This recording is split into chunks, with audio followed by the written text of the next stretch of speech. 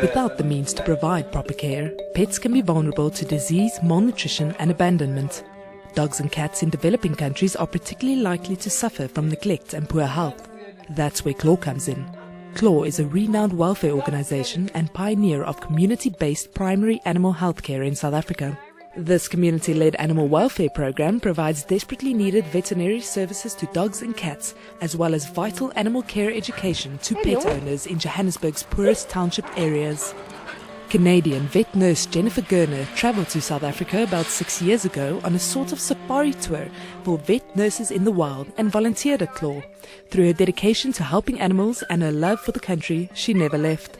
Right now we probably have close to 70 patients in hospital that we have to do morning treatments. So physical examinations, their medications, some of them are on drips, that type of thing. The most common problems that we see are biliary or babesia, which is a tick-borne parasite. In the summertime, when ticks are especially bad, we can see upwards of 20 cases a week easily. After treatment, sterilization, vaccinations and deworming, the animal is sent home. There is a huge problem with overpopulation in township animals, with the NGO seeing a surplus of unwanted animals ranging in up to 20 animals per week. These are not pedigree dogs. There's absolutely no reason for them to be breeding. If you've got purebred, Pekingese and Chihuahuas and, Yorkies, you don't see that in the township. Our average dogs are 10 to 15 kgs, medium size. There's no pedigree. Why are we breeding, With 4 lactating moms and 30 unwanted puppies currently housed in the CLAW hospital, Gerner explains just how essential sterilization is. Most of our patients we will see once, and that is it. So it's very rare that we get repeats. So we basically focus on the fact that this is our only chance to break the cycle of overpopulation. Because one dog can have several litters every year. So it doesn't matter, male, female, it's sterilized before it goes home. Poisoning is another big problem in the animal cases brought in, but it's not intentional, as Gerner explains.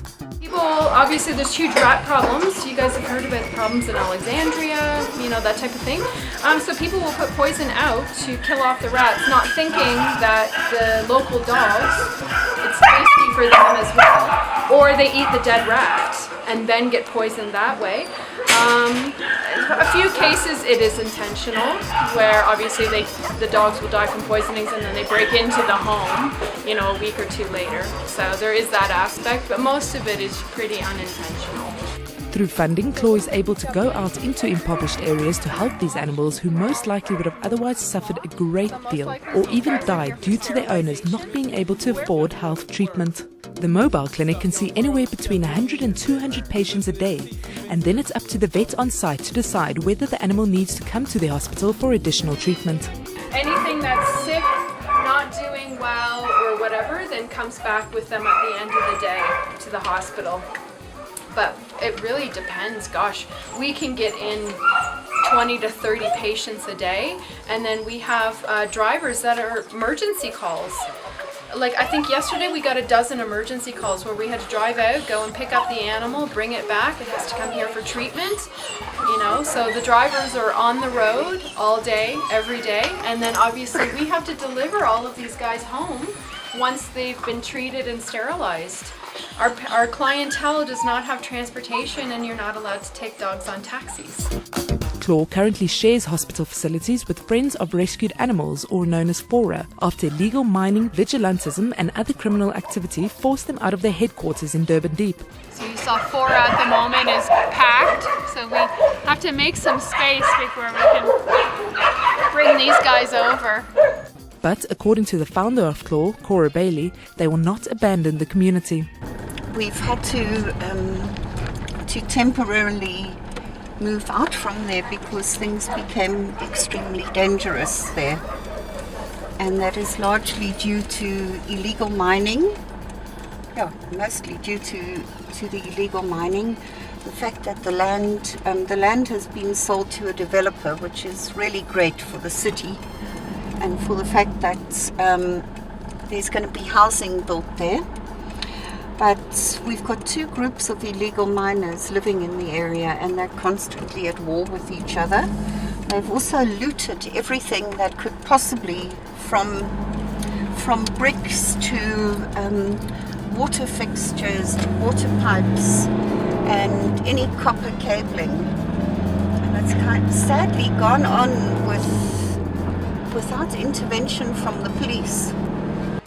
The Zimbabwean and Sotho miners fighting for gold in the area is not only impacting on South Africa's revenue intake, but the crimes associated with it are devastating to the community.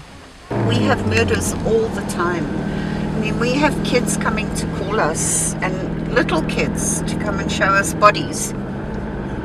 So, working in an area where we have no electricity, we have no water, no running water, has been very difficult, but we're keeping the clinic open there on skeleton staff, and we constantly, it's like a triage center, so animals come in there because we can't abandon the people in those communities.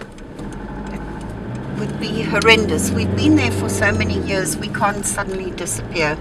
There has also been a scourge of dog fights. We've got a terrible situation in the country at the moment where we simply, I know that the NSPCA and every animal welfare is doing their best to put an end to it, but we simply don't have the resources at the moment to deal with this scourge, and it's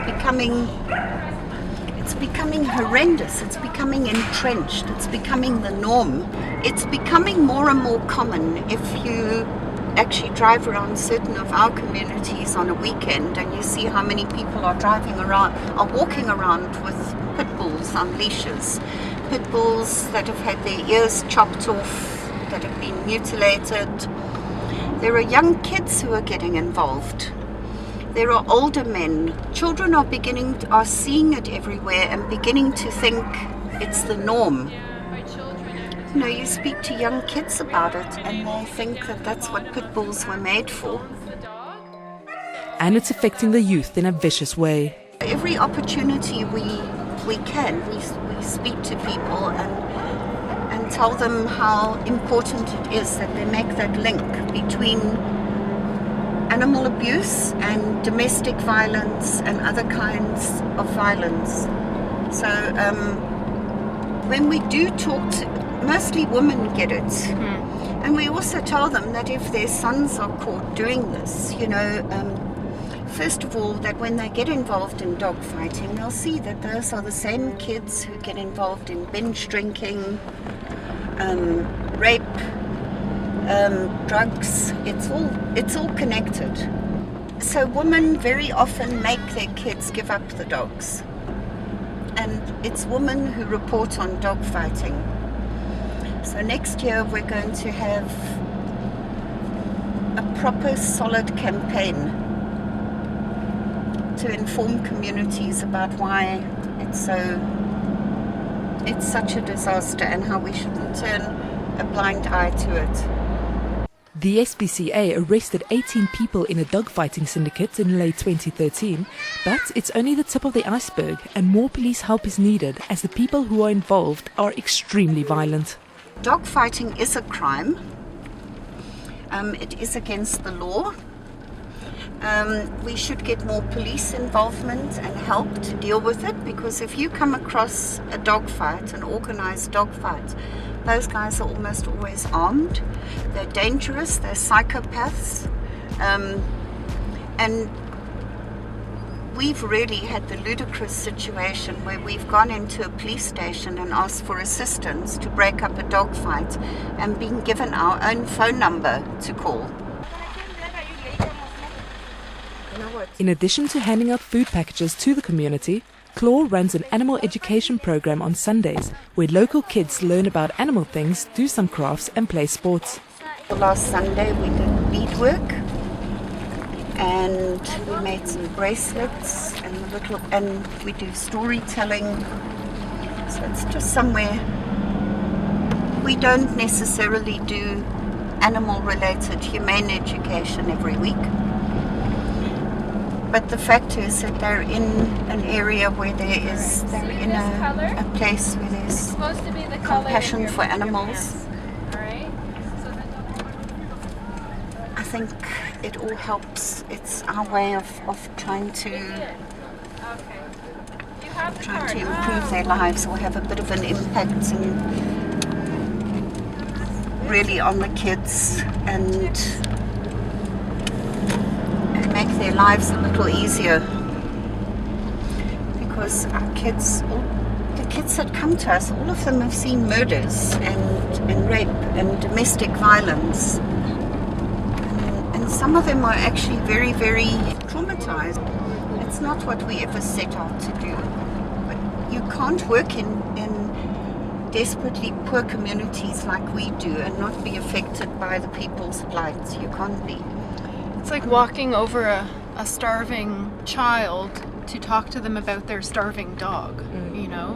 So I know Cora's motto is healthier community is going to trickle down to the animals, you know? So if the kids are well fed and the family is doing better, then that's going to impact the animals that they keep. It seems as though all hope for Claude to permanently return to their home base lies on Dino Properties, who have bought the land in Durban Deep for redevelopment.